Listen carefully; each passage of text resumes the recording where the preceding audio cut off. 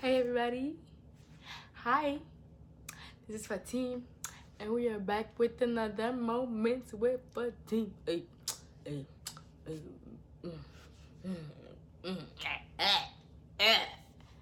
Okay.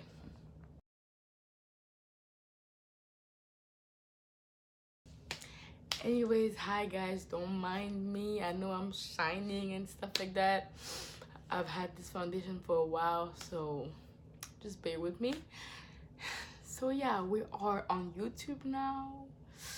No more IGTV. I'm sorry. I just wanted to do something different, but I hope you guys like it. Same thing, same content.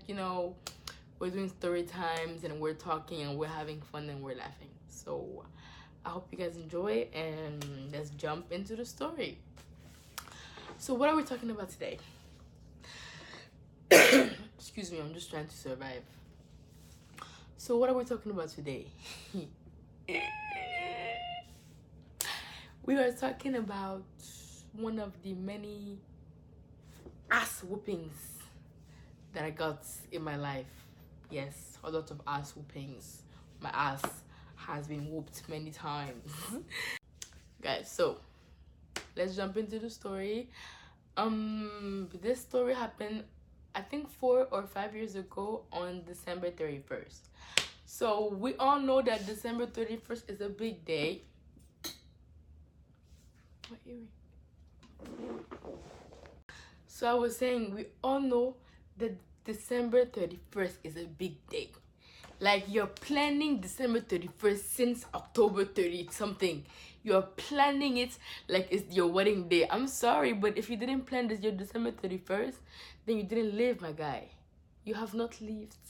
Look for life. Plan your December 31st, then you will live. So this happened like 4 to 5 years ago, as I mentioned. It was the 31st that I was planning. I think I was in, I'm not sure, 10th grade or 11th. Probably, I'm not sure, 10th, somewhere around those. But like, I was old. Like, I was a big girl. I wasn't a child anymore. That's the point. I wasn't a child anymore. So my best friend, I'm going to call her Mona. So my best friend Mona and I were planning our December 31st. And you guys know your girl. You know your girl. You know your gal them. The gal them had to make lies. The gal them had to make some calculations. You already know the equation is always the same. The same equations to go out. Like, my parents were still strict at that time. I think I was in the bilingual program, but my parents only started becoming really like open-minded when I got into the American program, because they didn't really have a choice, I guess. So yeah. So I told my parents, actually, let me not lie, I was in the American program. I was in 11th grade. Yes, I was actually in 11th grade, guys. Yes. So I told my parents that I was gonna go to dinner with a group of friends. I had this group of friends that they knew, kinda. So I told them that we were gonna go to dinner and we were gonna hang out at a restaurant downtown, chillax, 31st, blah blah blah blah. And then the plan was that my dad would pick me up. So, okay, no problem. My friend and I did our own plans. We said, you know what? This is not a life. This life that he wants us to live, that coming back home at going to a dinner, blah, blah, blah, blah, life, that is not the life. God knows why he made us on this earth, and it's not for the life. So we made our own plan. So what we told our dad is that we're going to go to a restaurant, blah, blah, stay there, chill there, and then he'll pick us up. Our plan was, the driver would drop us off at the restaurant. As soon as he leaves, we take a cab to go to the other side of the city, where my cousin and his friends were having a party. So that was the plan. So no problem, everything was settled. When it was time to leave the house, I was in such a rush that I left my phone home. So the phone, the only means of communication that my parents have to contact me to know the position, is home. Let's keep that in mind. Okay, let's keep it pushing. I go to my friend's house. I pick Mona up. Let's keep it pushing. The driver drops us off at the restaurant downtown, and he goes back home. Everything is good. I walk in. I see the girls. I'm like, okay, girls, I'm happy to see y'all. Happy 31st. Happy New Year. But I'm gonna dip. I'm dipping. This was a lie. I'm not staying here. And they were like, what? And they were like, what? What? What? You leaving? You're not staying? I was like, hey, I bet you had to make moves. You know what I mean? I got moves to make on the other side of the city. Time is money. Time is money. No time. Hasta la vista, my babies. So I took my cab. My friend and I, we took our cab. And we went downtown. So we went, not downtown, we went to the other side of the city. The neighborhood, for people from Senegal that know, the neighborhood is called Mamel. We were en ville. We were in downtown eating dinner. And the party was where? Mamel, yes. So you already see the distance. Anyways, when we were leaving the restaurant to go there, everything was fine, you know? It was fine. Everything was Gucci. Everything was fine.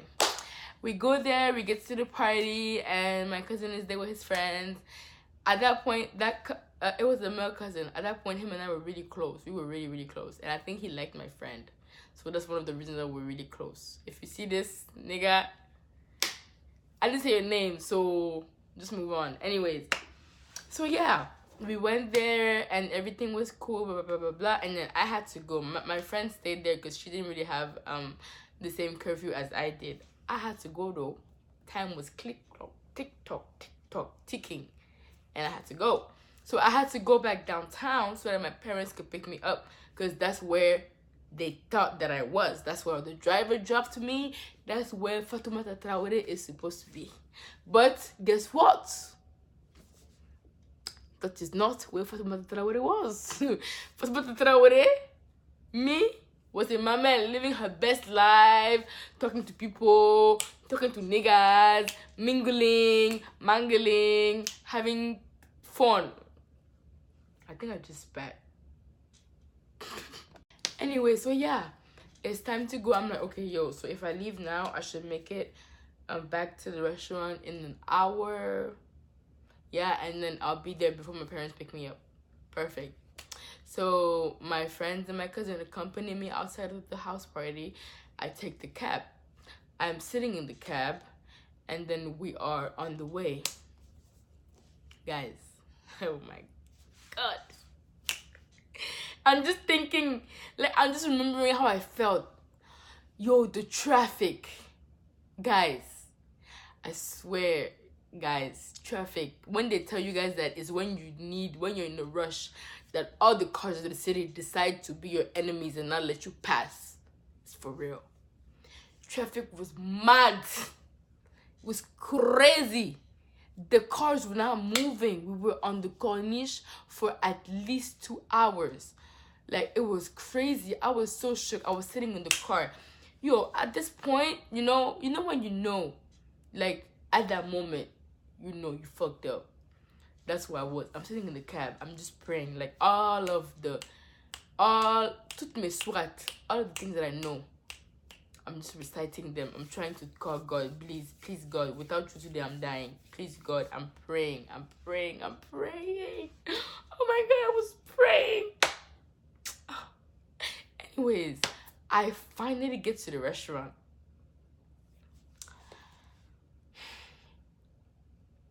As I arrived at the restaurant, I see that the workers are packing up. They're packing up. There's no one at the restaurant. My friends that were there, they all left. The restaurant is empty. It's empty. They're packing up. They're cleaning. And what? Remember, guys, no phone. They have nothing. No way to be reached. Oh my God. I was there. I was like, oh my God, today's death. Oh my God. I'm going to die on this day. I hadn't even prayed, I think, the whole day. I was like, oh my God, I'm going to die and go straight to hell. Oh my God. I'm going to die. Let me comb my hair a little bit to relax myself from all of the stress, because I can't. Just thinking about it, I'm just shaking. Oh my God. I was able to recompose myself. Anyways, So I get to the restaurant, there's no one. And then there's the guard. So I'm asked the guard if I can use his phone because I didn't have my phone. And, it was late at night. So he let me use his phone. I call my dad. He's like, where are you? I'm like, I'm at the restaurant. And then he's like, okay. We were close to the house, but we're going to make a U-turn and come back to get you. Guys, my dad made a U-turn. They were close to the house. So basically they came to the restaurant to pick me up. They waited for me. They didn't see me. No response. So they carried their own weight.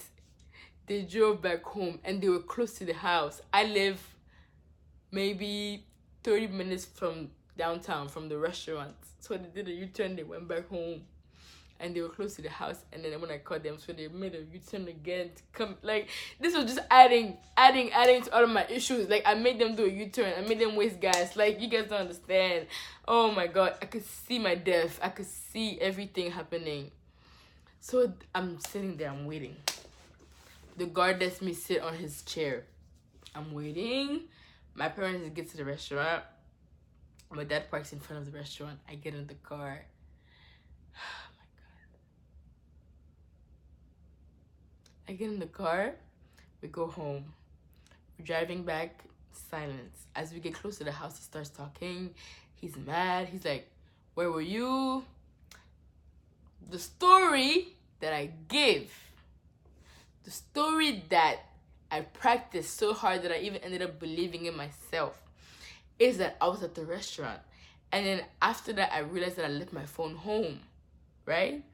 And then I had a friend so I was with a friend at the restaurant where they dropped me off, and her parents called to come and pick her up, and they couldn't find the restaurant. So we went we started walking in the neighborhood to be able to find her parents. So then that's what we've been doing ever since. We've been trying to show them the place, like, because they were lost, they couldn't find the restaurant. So then by the time I was able to come back, it was too late. Like, anyways, I had a story, man. I had my story practiced. So I was telling my story, and then my mom was just talking. My mom is the type of person. If you're in deep shit, and like, you're in deep shit, your dad is probably going to kill you or be mad at you, and you're looking for someone to help you, right? My mom is gonna be the person to push you back down. Yes, she will add salt and pepper to the soup. Yes, this girl, this and that, blah blah blah blah blah. That's my mom. My mom is EP. Do you know what EP means? Enemy of progress. That's my mother. So we're sitting in the car. She's the one talking, mad, blah blah blah blah blah blah. We came to pick you up. You were not there. We tried to call you, blah blah blah. We were worried. All of this stuff. I'm like, oh, crude. That's okay. It's okay. I can take everything you're saying. It's okay. I can take it. It's okay, because I expected worse. You're just talking and mad. I can take it. You know what? I would gladly take it. Talk to me. This is a melody. Talk. Insult me. Talk. I'm listening. That's how I felt. So we get there, and then I was like, oh my God, okay, so she talked, blah, blah, blah. They talked to me already. Everything's cool. I'm safe. We get home. My dad parks the car. I get out the car. I go straight to my room. I don't even have time to change. My mom comes to my room. She's like, your dad is calling you. I repeat, at this point, I knew that there was no saving. There was no, Jesus was not going to save me. Muhammad Sallallahu Alaihi Wasallam was not going to save me. Abraham, no one was saving me at this point. There was no saving possible. No saving possible. The way she even came with her tone, come. I was like, the devil came to give me a message. So I didn't really have time. Like, I remember I was wearing like a short skirt and a crop top. I barely had time to wear a sweater. Because, self-protection is important. I barely had time to wear a sweater. And then I go to his room. And then he's like, okay, so sit on the bed. I'm going to talk to you. I sit on the bed. He's talking, he's talking. As he's talking, he's getting more aggravated. As he's talking, he's getting madder and madder. I need to show you, I need to recreate the scenario for you guys. Hold on, I'll be back. Okay, so I couldn't find a belt, but let's just imagine this is a belt. My dad has a collection of belts that he uses to whoop motherfuckers, okay? There's one belt that's braided. The belt is in leather and is braided. We called that belt Le Serpent Noir, aka the Black Snake. That's the name of the belt. That was the worst belt he had. I saw my father direct himself towards the Black Snake. That's when I understood that this was the end. Game over. No more chances. The guy is like this. He has his belt. He's coming slow. He's coming to me. He's talking. He's like, huh? You? No. We call you. Don't pick up. No. At the restaurant. We jump you. Guys. This is me on the bed. I'm the type of person, this is a trait that my parents always hated about me. If you're hitting me, I'm never gonna move or run or blah, blah, blah, blah. I'm gonna sit there, take the beating, not cry. When you're done, I'll get up and I'll go. So I'm sitting there like this in my little crop top or my little sweater that I had them to take. I'm like this. He's there. He's just smacking me, beating me, smacking me. Fya, fya, fya, fya, fya, fya, fya, fya. Like Sangoku.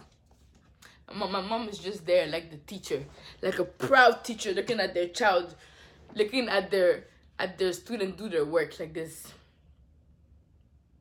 I'm like, wow. The devil in human form came from the hell and decided to take care of my case.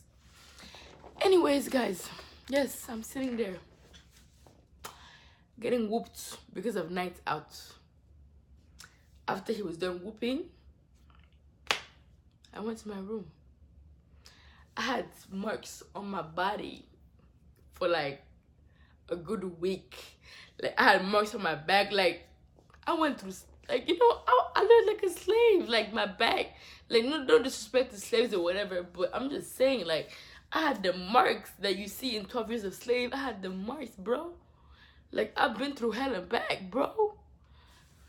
So my dad is also the type of person, he doesn't like hitting kids.